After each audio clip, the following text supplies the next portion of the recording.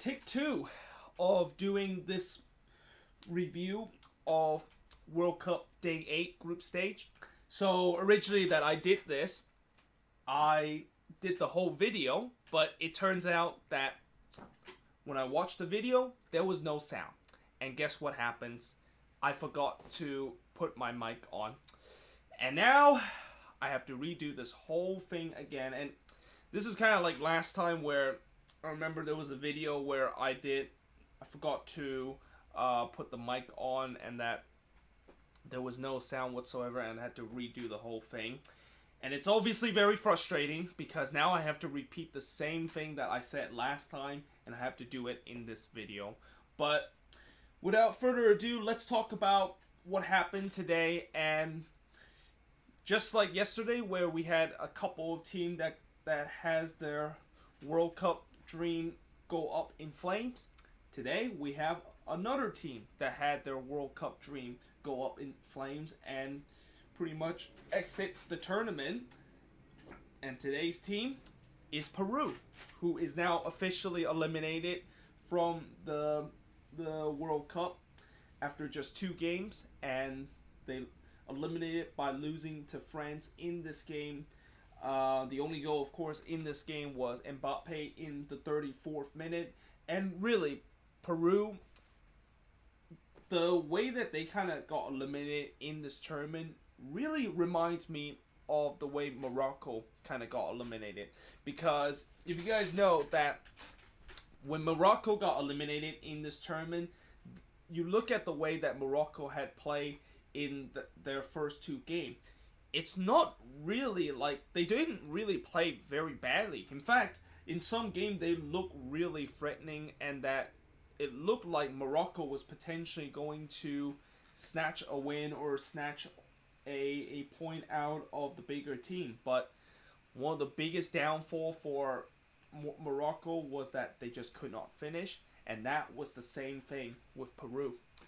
They look very, very good in the World Cup in terms of creating chances, but they just do not do a good job putting that away. And in this game, the biggest chance that I think that they should have definitely put it away was that they had a one-on-one opportunity with their main man Paulo Guerrero, had a big chance to give Peru a lead in the first half, and Guerrero basically hit it straight to Lloris, and he misses that one-on-one opportunity. And when this tournament is done, I'm pretty sure a lot of Peruvian fans will look at that moment and look at that as a huge missed opportunity in this game. But while Peru is going to be packing their bags and leaving Russia after the next game, France, meanwhile, are now moving on into the round of 16, and they book their tickets to the round of 16. I think they're the 4th team in the tournament to book their tickets to the next round. And, for France, again, this was not a convincing win. And in many ways, this is started to be a little bit concerning now, the way that France have been playing in the first 2 games and how they really were just cruising in a way that they're not even kind of like in playing like 100% and just playing like they really want to win this World Cup. And I'm gonna say it again that I mentioned it in the last time when France played. Didier Deschamps got to figure out this team and got to find the right balance in terms of this team. This team right now with France, despite how good of a talented team that they have, they just seems like they don't really gel each other. Like, it seemed like they kind of don't know each other very well. They kind of get lost at each other. There's just really no kind of chemistry with this French national team. And that when they do play against a big team heading into the knockout stage, if Didier Deschamps does not figure that out and get the balance out of this team and really just get the best out of what you would say probably one of the best, if not the best talented squad that he has, then France could be knocked out of the tournament, and that Deschamps' job could potentially be in huge jeopardy if France does not move on into deep into the tournament, because we all know that Deschamps' job was always going to be an insecurity, and that we all know that back in the Euros when he first took in charge for the French national team, he was instantly put in pressure, and this is the same case again, where if he does not get this team deep into the tournament, the French media will think that this is a failure. The federation will also see that as a failure, and they will basically bring on the chopping block on him, and that he of course will be gone for this team. But yeah, talk about the other matchup in that same group. Australia, meanwhile, unlike Peru, who got eliminated, they were able to get a draw against Denmark and able to live to see another day. They got a 1-1 draw against Denmark. The only goal, of course, for Denmark in this game was Eriksen, who scored in the 7th minute. It was a pretty good strike from Eriksen, and certainly this is probably the first. This is something that Denmark really needed. Consider the fact that they're going to be heavily relying on him in terms of the goal scoring department. And then Jedinak, of course, equalized for Australia.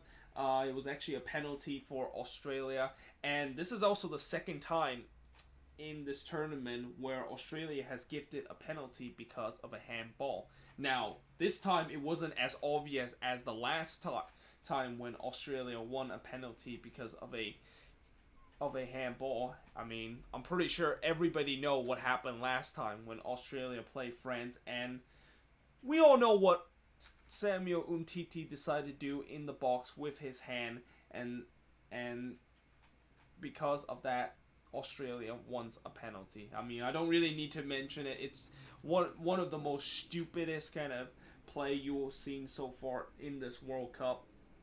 But credit Australia for winning that penalty, and then their main man Jedinak scores the goal. And you know, for Australia, they're not out of this tournament, but they certainly need a lot of help heading into the final day. They certainly are hoping that France can able to beat Denmark, and they got to make sure when they play against Peru, who is already out of this tournament, that they have to win against them. Because if they lose to Peru, they're pretty much eliminated for this tournament, and they also better hope that France can score a couple of goals and just beat Denmark with a pretty big margin, because Australia goal differential is at -1.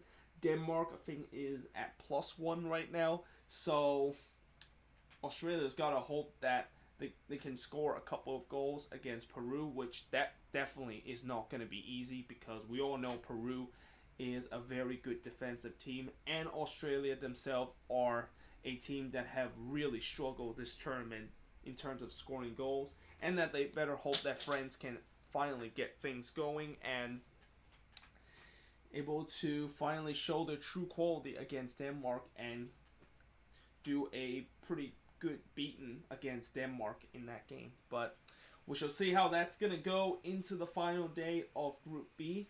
And now I am going to be talking about the Argentina versus Croatia match, which I'm pretty sure everybody is here for this match. And really, a lot has already mentioned about this match. A lot of people have already gave their opinion about this match. So some of the things that you're going to hear is going to be a little bit repetitive. But Croatia, of course, with a 3-0 win against Argentina. This is the biggest loss for Argentina in a World Cup in a very long time. I think since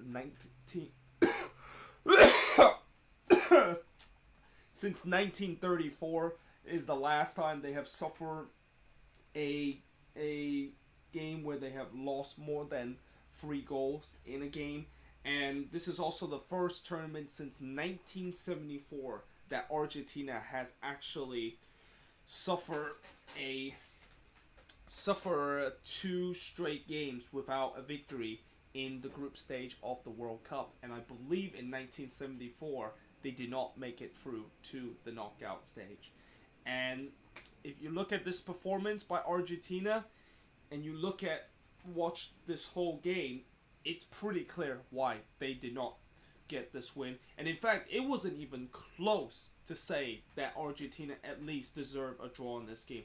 They were absolutely horrendous in this game. And what I don't get, and I think this is the same thing about the thing that people talk about after the Argentina versus Iceland game, is that I don't get why people are criticizing Messi as the main guy that is the reason why Argentina is not doing well in the World Cup. I mean, Messi is not the person that is putting out the starting 11, which, by the way, speaking of that, if you look at the starting if you look at the starting 11 in this game that Jorge Sampaoli puts, it was absolutely atrocious. Like, why in the world did he decide to leave Di Maria, Higuain, and also Dybala on the bench when those three players are probably your three best main attacking player, and just put Aguero in there as the long striker? I mean, don't get me wrong, Aguero is definitely a good kind of striker, but looking at how he's been doing with the Argentina national team and compared to what he done with Man City, it is a big difference. He does not do very well with his country. Definitely does not do as well as what he did with Man City. And the other thing is that Messi is not the one that was playing goalkeeper and was the reason why they conceded the first goal. And the goalkeeper that was in this game, Willy Caballero, made an absolute howler in this first goal. I mean, the way that when he was receiving a back pass from one of the Argentina defender, all he had to do was just kick the ball upfield. Like, I don't know why he decided not to do that instead of what he eventually did, was trying to take a couple of touch. But unfortunately, when he tried to take that touch, he basically bounced the ball right up in the air, and one of the Croatia attacker, which was Ribic, basically hit that one on the volley and basically hit it into the back of the net. Now, to be fair, that was definitely a very good strike for Ribic, and definitely he still needs some good technique to try to hit that one on the volley to hit it into the back of the net. But the fact that Caballero basically just single-handedly gifted that chance for Ribic to hit that one into the back of the net, I'm sorry, but that is absolutely horrible of a howler. And I hope that Chelsea is watching this kind of performance, because I'm pretty sure that if this is how Caballero performs, there is no way we are keeping him. Like, this is not the first time that Caballero has done this kind of stuff. You saw him when he was with Man City, and how there were at times that he made some really bad howler just like that. And, fortunately when he was with Chelsea, he didn't really make that many of mistake like he did with Man City. But here with Argentina, he made an absolute big mistake, and that was probably the biggest moment in this game, because after that, Argentina just did not look like the same. Like, the team looked very lackluster. The team completely had their heads dropped because of conceding a very sloppy goal. And again, Messi definitely shouldn't be at fault at that, because he was nowhere near when that happened. And also the fact that I think the other thing why I think Messi should not be blamed for this loss is that people think that when he did not do well in this World Cup is the reason why that he is the main reason why Argentina is not doing well. Okay, yes, I get that Messi is not doing well in this World Cup, and this is certainly one of his worst performances in an Argentina shirt. But at the same time, Messi is just one player on that Argentina team. And if you know football and you know the old cliche, football is not an individual sport. It is a team sport.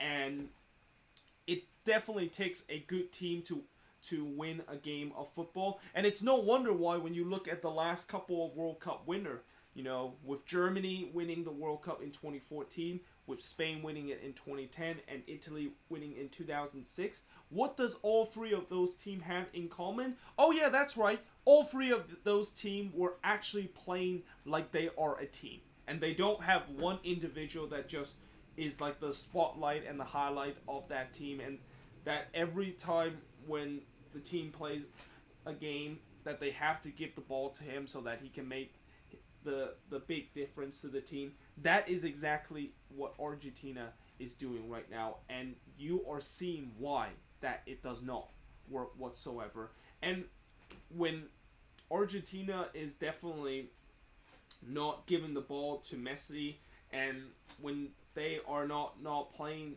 well with Messi around them, this team will definitely never success. And this is the reason why they lost 3-0. Messi needs that support and needs the players to pass the ball to him. And that's something that didn't happen in this game. The whole midfield in this team just forgot how to pass in this game. Like, the passing from this team was just absolutely atrocious. And as long as if Messi does not get the support, and that if he is the only guy that can make a difference on this team, you will know the opposition will always just completely man mark, harass Messi all game long, and make sure that he does not get into the game. And to the credit of Croatia, they did exactly that, and they did probably as professional and as best of a job that you will see any other team would do when they face Argentina.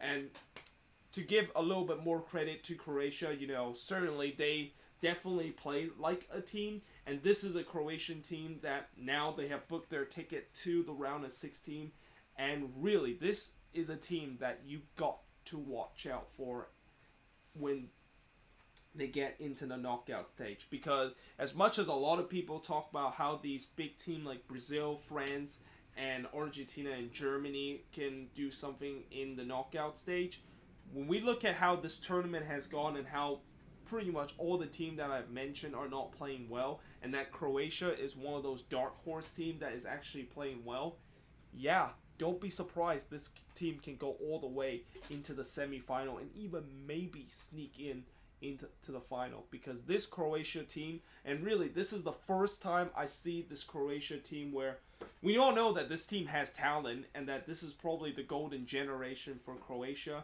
and that this is probably the first time we have seen them look very united, look very kind of compact, and know each other strength and weakness, and really started playing like the team that they're supposed to do in the previous couple of major tournaments. So definitely props to Croatia on that.